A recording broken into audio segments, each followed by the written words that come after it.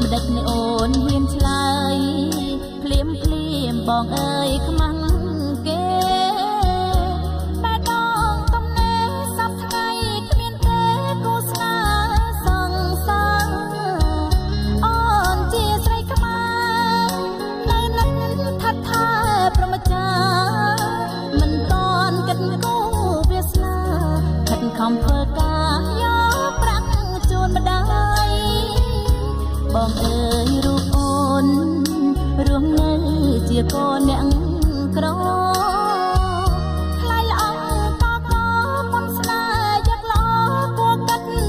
វែងឆ្ងាយកុំឲ្យអង្ករថ្លៃទៅជាបបាយ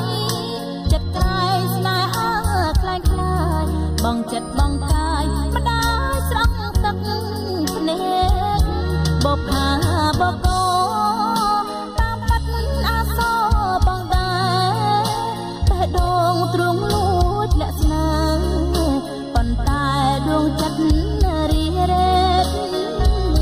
សច្ចាជួបគ្នាកុំមានកម្មពីមានចិត្ត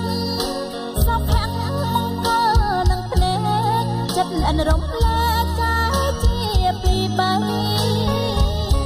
វត្តធំសង្កត់មហាមហិទ្ធិរិទ្ធយាយមក